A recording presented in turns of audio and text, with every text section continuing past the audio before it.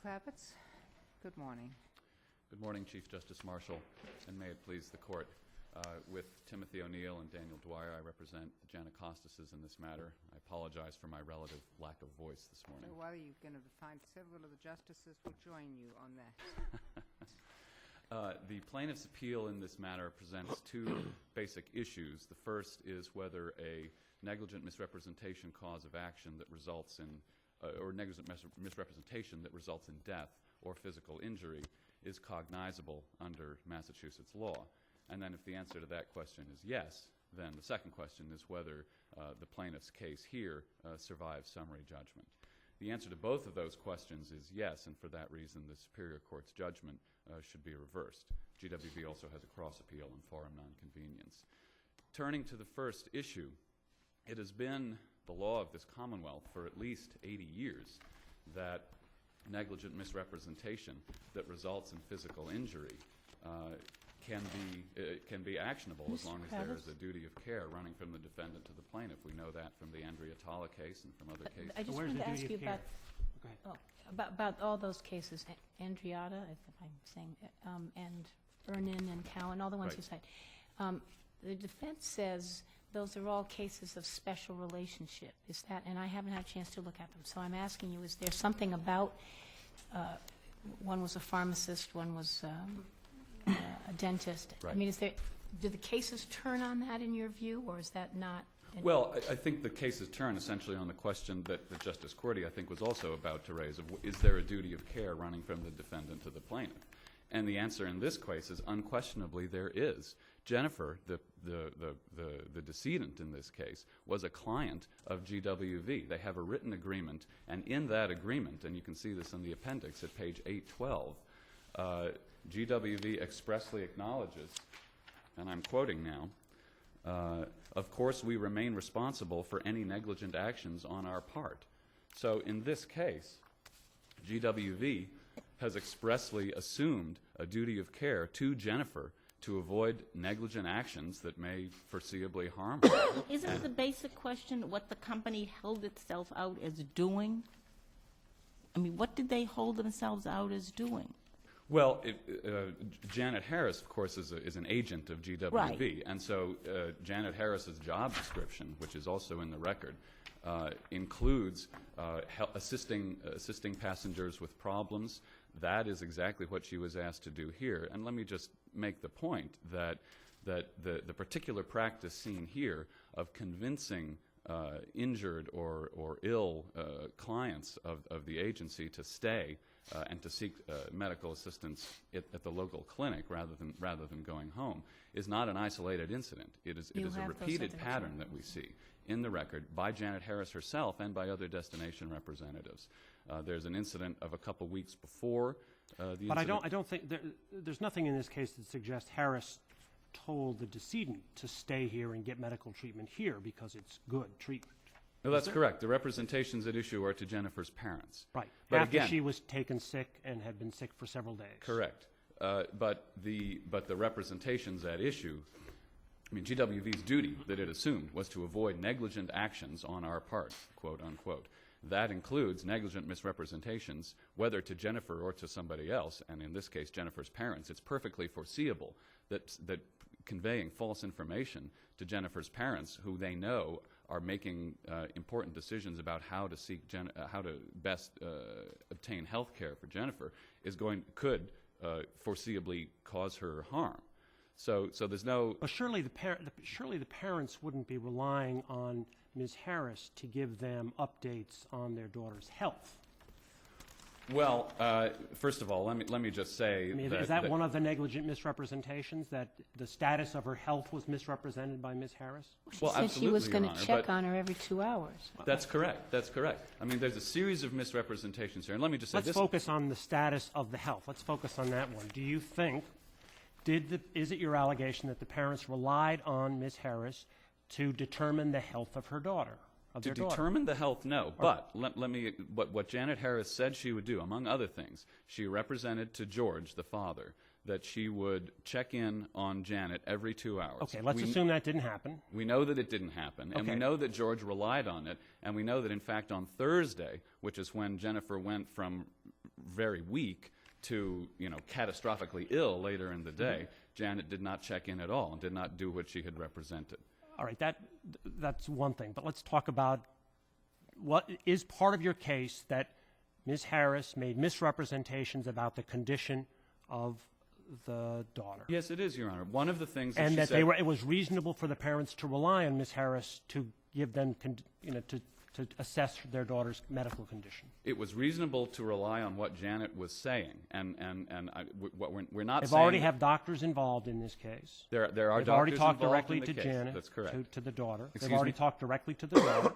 Yes, but not at the late stage of the case. And don't. It's also important to bear in mind that it's not just a single representation. It's a whole series of representations. That she was going to check in every 2 hours. That These were all that- made that on Jennifer- Wednesday. These were excuse all me? made. These were all made on These Wednesday. are all made on Wednesday. That So it's not over a series of days. It's one conversation in which several representations. No, were there made? were several conversations, Your During Honor. that day? They are laid out in the brief in excruciating detail, and we have the phone records to demonstrate when they all Could you help occurred. me? At one point, apparently, the parents said they were prepared to have her flown back to this country. Well, in the course of the conversation on Wednesday, George said to Janet in the course of their talking to her that if she's in any danger, if she's in any trouble, just tell me, and I'm going to fly home. And Janet's response was, no, she's doing fine, she's getting better, the doctors here are terrific, they know what they're doing, and I'm going to check in on her every 2 hours. Is it really reasonable in a situation like that to rely on someone like that? That, Your Honor, is a question for the jury. And, I mean, if I can just take a minute to talk about reasonable reliance, because that is an important issue in this case. It's not the 311 issue, obviously, but it is an issue in this case.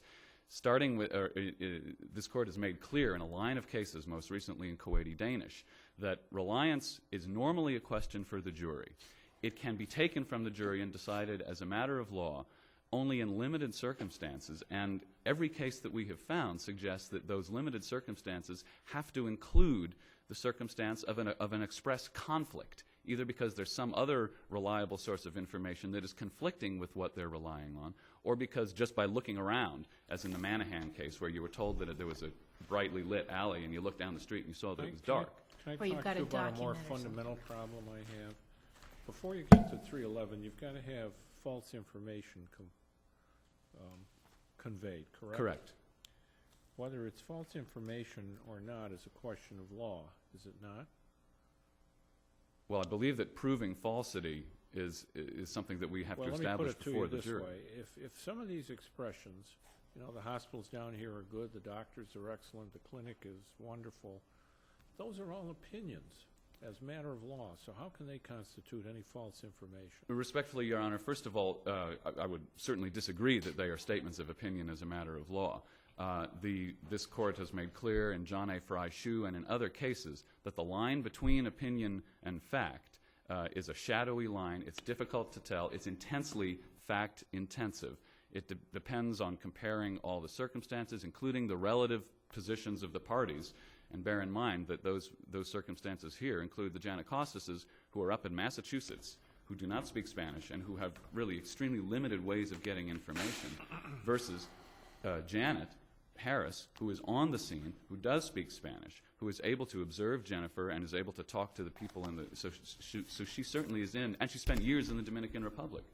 She actually tells the Gianocostases, as part of her saying that the medical care here is terrific and the doctors know what they're doing, she refers to her own experiences with medical care in the Dominican Republic, not disclosing at the time that those experiences were at a different facility, the Bornegal Clinic, rather than the hotel clinic. So she's making representations, and even this Court has held in Briggs versus Carroll Cars that even statements that are in the form of an opinion can be actionable as long as they imply to a reasonable listener that there is a factual basis underlying them.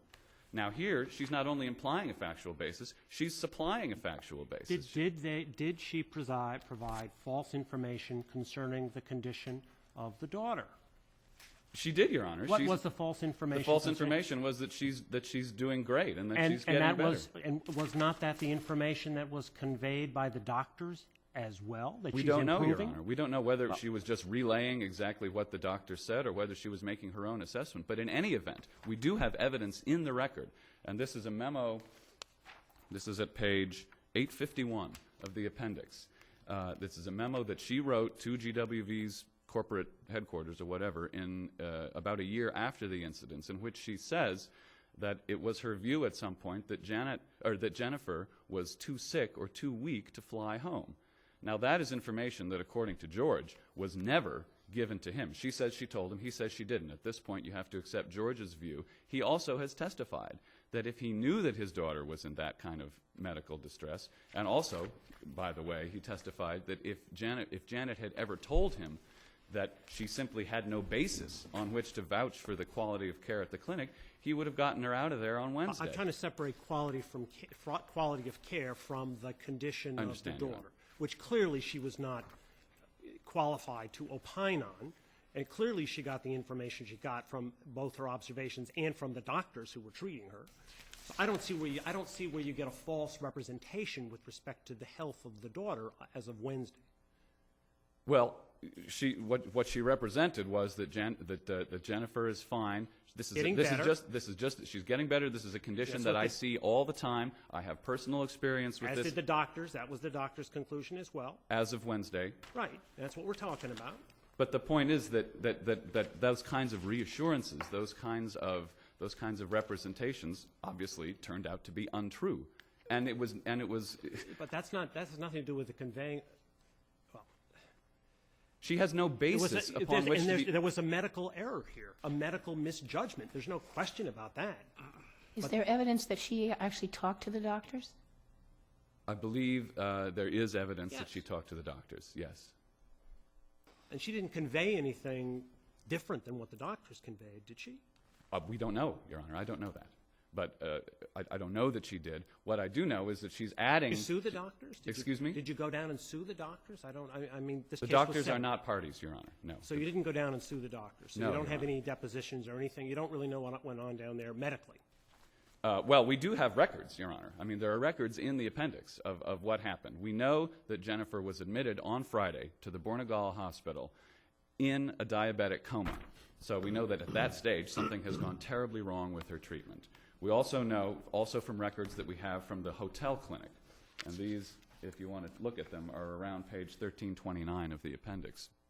These records show that she was not treated appropriately, given the appropriate care that a diabetic would require under these circumstances, namely treatment with insulin. She was simply given hydration. She was treated as though it was a case of traveler's diarrhea, and treated the way they treat people who they would normally see in these circumstances, even though it was clear that she was a diabetic because the doctors were told this. And so how was she supposed to have better information about the daughter's actual physical condition, medical condition, if she couldn't take the doctor's representations? How was she supposed to have better information?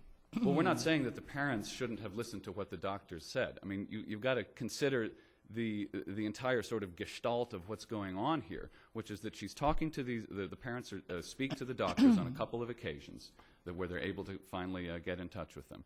But they're also hearing from Janet Harris, who as an American is representing that, she tells she tells George at one point, I'm from New Hampshire, I understand what you're looking for in terms of good quality medical care. But she's getting all this from the doctors, Ms. Harris is. With respect to the quality of care, we don't know where she was getting it. Part of it is that she was getting it from what she says is her own experience, where she's relying on her experience at a different facility. That's with respect to the quality of care, not with respect to the condition of the daughter. That's correct. Okay. That's correct. Is she identifying herself as an intermediary in these conversations, or is she identifying herself as a source of information? Is who? Janet? Yes. Janet is identifying herself as a source of information, Your Honor. She never represents The doctor's speaking Spanish? Excuse me? The doctors are speaking Spanish, correct? I think the doctor's primary language obviously was There's Spanish. nothing stopping the parents from calling the hospital. They did talk to the doctors. The parents did speak to the doctors, they were able to speak to a doctor who spoke English, I believe, on one occasion on Wednesday evening and another occasion on Thursday Mr. morning. Kravitz, let me ask you this. As you know, there's maybe there's a special relationship here, maybe there isn't. Well, there's certainly a duty of care, but Well, one of the claims made, one of the arguments made in one of the amicus briefs is that all of us, you know, what do you know about Leahy Clinic? Great reputation, terrific. Wouldn't hesitate to send my, you know, person Right. there. What do you know about this? I mean, these are lay people who really don't have any basis. Maybe you can go to the Commonwealth's, you know, website that looks at various factors for hospitals and so on and so forth. But there's just I mean, just think about, you know, water cooler conversations Right. about X is an excellent. Oh, you've got that. You really should go to, you know, you've got a you know, rotator cuff injury. You know, the best doctor around here is Kravitz. Go to Kravitz. I mean, that happens all of the time.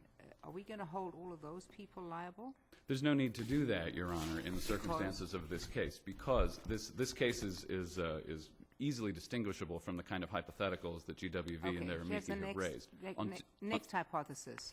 I have friends in California. Their daughter's a college student. She gets ill. They call me. What do you know about the X hospital?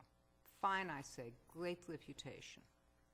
Well, you're making in that instance, Your Honor, a purely gratuitous representation. No, This- they're seeking information from me, and I am giving them information. You don't have a contract. But again, You're not a it's entirely representative of the gratuitous. hospital. GWV has an economic interest, and therefore its agents have an economic interest in keeping its clients down at wherever they're having their vacation so that they don't come back home early, so that they don't mess up the charter plane process, so that they don't seek a refund from GWV. These are not gratuitous representations. This is Janet Harris's job. It's part of the course of her employment as GWV's agent, and furthermore, as such, because GWV has expressly undertaken a duty of care to avoid negligent actions according to the contract that I mentioned earlier, that's an entirely and easily distinguishable situation from the one you postulate. The other hypothetical that is raised repeatedly is the possibility of sort of infinite liability to third parties, such as in the employment reference case and in other cases. That's an issue, obviously, that fractured this court very recently in the Coombs versus Florio matter.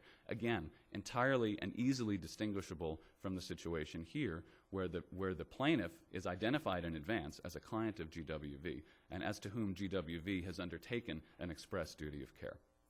Thank you, Mr. Kravitz. Thank you, Your Honor. Mr. Gould? Good morning. Good morning, Your Honors.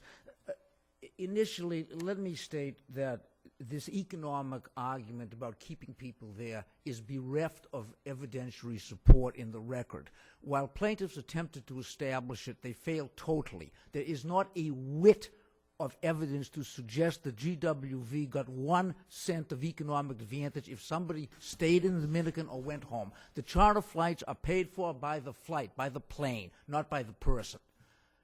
I don't believe we have to go beyond Justice Botsford's excellent decision in JME and DRT to resolve this case. There, a parent goes to a neighbor and says, my son is a great babysitter, use him, he's terrific with kids. Turns out the kid is a pedophile. It's an opinion. End of the case. Well, isn't that, I There's said- no contract. Different. There's no contract to provide medical services, Your Honor. There's a contract where she is his client. They're taking her, she's flying down there. They've got somebody on site who is represented as being a problem solver. It's very different from that case. You hold her, though, that's why I asked the question before, what do you hold her out as? What do you hold the company out as doing? And apparently she said to the people, I'm the representative of the company, and I do this, this, and this, and I do everything. And here's my card, call me if you have a problem. It's true, Your Honors, but it's a travel-related company. If they wish, what island should I go to? What beach should I go to? Where can I get... Not from Miss Harris, because they're already on Dominican Republic. It's not what island do I go to. No, Your Honor, an optional tour. I mean, you can go to the zoo. You can go to an off-island for a picnic. You can do a motor trip around the island. There are many options you can do. That's what she's there for. She's not there to guarantee... So then she against shouldn't give the medical advice. Why does she say it when they ask her She something? didn't give medical advice. But she shouldn't say everything's fine, she's doing fine, you don't need to come. I mean, why is she saying should have that? said, I can't reported- tell you that. She I reported don't what know. the doctors told her. Let me go over one or two of the things she said. She said Jennifer's improving. That was based on her observations that Jennifer was improving. There's no question but that during this whole cycle, she improved, then she got worse, then she improved again. Even when she was dying in Florida, she improved. That's in the record. They admit that her opinion about the medical care was honestly held. They just say it's wrong. They just said there was malpractice. There's malpractice in Massachusetts, too. One of the footnotes in our brief goes into that at some length. It's a common stomach problem, she said. Dr. Stryker, a diabetes doctor in Massachusetts, said that. Same thing. This family had all measure of things available to it if they didn't want to listen to Jennifer, to Janet. They had Dr. Stryker. Dr. Stryker was talked to several times. Dr. Stryker called the girl. Another doctor from his office, also a diabetes doctor, talked to the family. The family had George. We've always used first names in this, so none of us are being disrespectful. George's second wife, Diane, works for a doctor at Mass General. He testified he was in constant contact with her. They talked to the Korea clinic. With George's second wife? Jennifer. Or with George's Jennifer? second wife talked to... No, the doctor for whom she works talked to her, you said. Who was the her in this? I'm sorry, to Diane, the second wife. I don't think he got involved only later after this dispute arose in terms Well, all of... these statements about, the hospitals are good down here and the doctors are excellent and all that stuff, aren't those opinions? Of course they're opinions. They're opinions of Yerrid, which is a Massachusetts case. And it's a question of law, whether these things are opinions, not But a jury opinions question. that may suggest they have facts underneath them are actionable. And Oh. isn't that going to be an issue for the jury? No, Your Honor. Every case that has been reviewed on opinions have found that it is an opinion with one exception. If the speaker is known to possess expertise of a high level, Well, yes. and we don't have that here. They knew she wasn't a doctor. Suppose somebody calls me and says, what do you think about the lay clinic so I can have my whatever done? And of course I'd say, this is a wonderful place. And then down there the doctors commit malpractice. Am I liable? No. Under the plaintiff's theory, yes. But under the restatement, it's going to be a factual issue. It's contextual. You've got to look at what the facts are. You can't just assume that once one says it's an opinion, it's an opinion. I mean, the restatement's pretty clear about that, don't you think? No, Your Honor. I think there has to be two things. There has to be something that's false, and nothing she said was false. It's a stomach problem she sees all the time. Dr. Stryker said that, the diabetes doctor. I mean, if Dr. Stryker, the diabetes doctor, says it, why is this local tourist rep supposed to have better knowledge? The Korea Clinic doctors said it. She's on the scene. Well, she's on the scene, but she's not in the room there with the doctors. She's not treating. They know that. They talked to the doctors. They talked to the Korea doctors. They spoke English. They had no problem with that. But where the bright line in these cases is on this expertise issue. The cases where the speaker is not an expert, they all are uniform. The decision goes to the defendant, not to the plaintiff. You suggest that if we impose liability here, that would mean that tour operators couldn't recommend medical providers or tell third parties about the medical conditions of their adult children. But would that happen? Wouldn't companies just write disclaimers into their contracts, waiving any claims that should the third parties get inaccurate information? I mean, isn't this really an excessive doom and gloom prediction? I don't know, Your Honor. I know that if 311 were taken to the extent that the appellant would wish it to be taken, I'll just follow up on the example. I have a client. I'm a lawyer. I have a client. I do trust estates. I do taxes. The client comes in to me and says, my husband just hurt his knee. What should I do? The client is out of state. And I say, go to Dr. Jones. He's a good man. So they take the man to Dr. Jones, and he operates on the wrong knee. So they sue me. That's exactly the situation that they're posing. Well, I mean, if you'd said, go to Dr. Jones, he's operated on me before, he's terrific, and all that was false, He never operated on you. If it's a lie, That's you're a absolutely fact. right, Your Honor. That's a fact. He operated on All right.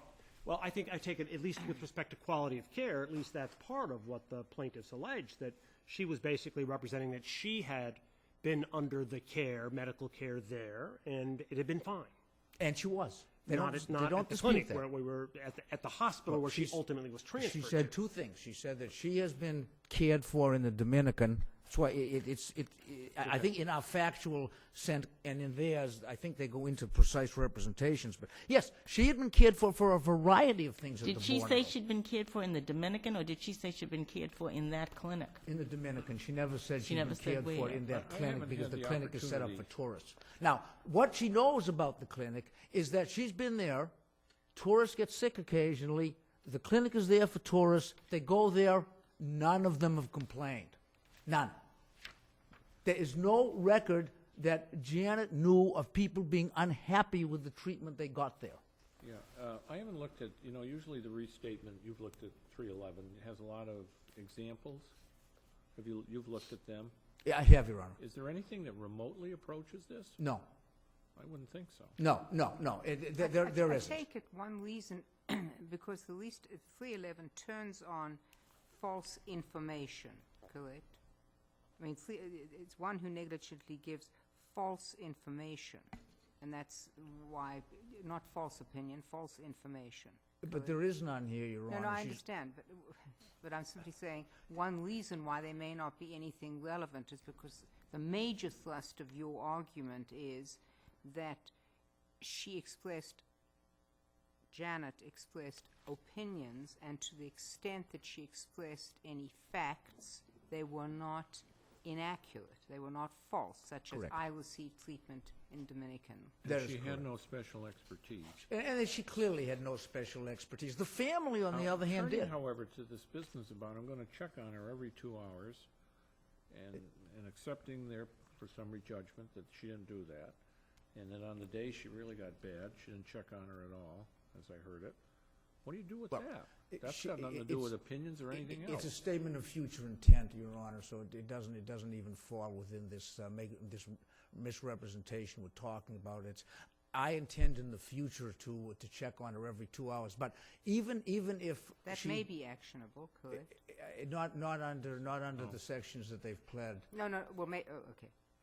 But the point is that she's still not responsible for medical malpractice. Assuming arguendo there was medical malpractice. I don't know if there was. That's actually one of the reasons the whole case should go down to the Dominican Republic, not just part of it. But assuming that is the case, she cannot be expected to know if the doctors are treating Jennifer correctly, especially when Dr. Stryker is involved. Dr. Stryker talked to Jennifer. What I'm leading up to, assuming your argument is correct about, it's future intent and these things are opinions, and for all the reasons we've been discussing for the last 25 minutes, that they're not actionable as false information, we don't even have to get to the Section 311 issue. We can say under Section 311 or cognate provisions of the restatement, these would not be a basis for an action. So we don't even have to get to that. You I follow think- me here? I think they do, Your Honor. You think we have to get to it? No. No. No, I don't think so. In fact, it's illogical to put it the other way around, to say, do we adopt 311? Yes, and then say, okay, now let's analyze these statements, and then say, well, they don't fit under 311. I mean, absolutely that's a agree, Your Honor. completely illogical opinion, I a agree. decision if we issue something like that. I totally agree. As a matter of fact, I see in Judge Smith's opinion, the appeals court took that exact approach in another case. We don't need to get to 311 because what was done here doesn't even fit the category of false information. And many other cases do it as well. If I could spend one... Well, would you just clarify for me? Was there a point where the parents spoke to the tour rep and said, we'll bring her home if she's not getting proper medical treatment, and they were assured that she was getting proper medical treatment? It wasn't quite like that, Your Honor. I believe George said, if you think she's in danger, if she's really in trouble, I'll bring her home. But, Dr. Stryker didn't tell him to bring her home, and Dr. Stryker's a diabetes doctor. He knew that No, but we Janet gotta wasn't a look- we gotta diabetes look at- doctor. We gotta look at what happened, not what doctor, that's sort of a defense. The reference that Mr. Kravitz made to her saying at some point she thought Jennifer was too sick to fly home, when was that? Well, I think that was in a subsequent report that was submitted to GWV well after the incident, and I think that was at the time when she was being transferred to the Bornigal, and by that time, the family had already made the decision to remove her, so that had nothing to do with anything she told George or told Marilyn. Our cross appeal, if we were to lose on this, is that the whole case should go to the Dominican on form non-convenes. And the reason that we renew that is this. The guts of the decision in the appeals court and in the Superior Court on the FNC was that there were misrepresentations in Massachusetts made by GWV. Those were that there was whether there was a refrigerator in the room in the hotel and whether there was a medical facility on the property. That was before discovery conclusively showed that there was a refrigerator in the room and that there was medical facilities on the facility. So that was the key underpinning of keeping the misrepresentation claim in Massachusetts. Now that's gone. It's crystal clear now that there were no Massachusetts misrepresentations. So what are we left with? What we're left with is a medical malpractice case in the Dominican Republic. And the courts were very clear that that's what this case is about. Justice Duffley in the appeals court, following the death of their daughter resulting from the alleged failure of medical personnel to recognize and treat her diabetes-related symptoms that developed while she was vacationing.